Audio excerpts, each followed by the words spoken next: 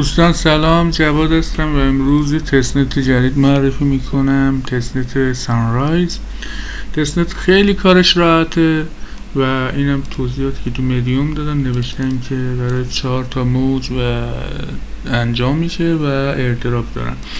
احتمال 99% به کسایی ایردراپ میده که هر 4 تا موج رو انجام دادن. پس اینو یه جای بوکمارک کنید و به صورت روزانه روش تراکنش داشته باشید. ولت هایی که لازم داریم یکی لیپ یا کپلر، یکی هم متامسکه. حالا هر کدوم که شما راحتین. من با ولت لیپ هم کار میکنم، کپلر هم کار میکنم. ما کلا رو تستنتیم.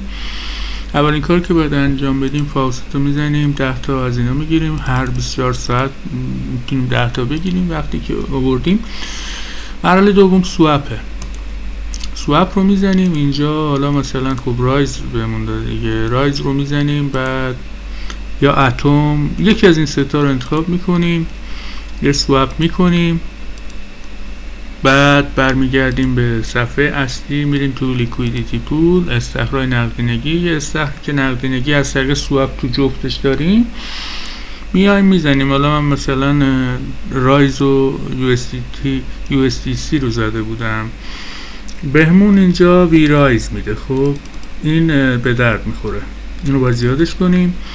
این تا اینجای کار.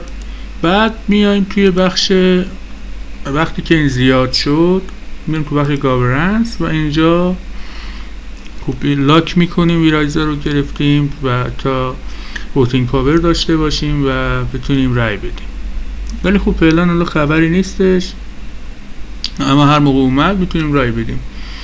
بعد اینم بخشی که امتیازامون رو بهمون نشون میده، پوینتسامونو، و یکی از خب بخشایی هم که از دیکریز لیکویدیتی، یعنی از مقدار نقدینگی که ایجاد کردیم حالا یا غیر مثلا کلا ریمووش کنیم یا کمش کنیم تا بتونیم همه امتیازا رو بگیریم. بعد ببینیم اینجا چی نوشته. میگه که حالا چون کلا مجانیه و وقت به قولی میبره صرفاً و پولی نمیبره، انجام دادنش ضرری نداره. من حالا لینک واسهتون میذارم، ثبت نام کنید. دوست داشتید با لینک زیر مجموع گیری منم ثبت نام کنید که امتیازمون با هم بره بالا. تستنت های دیگه هم اگر پیدا کردم بهتون معرفی میکنم.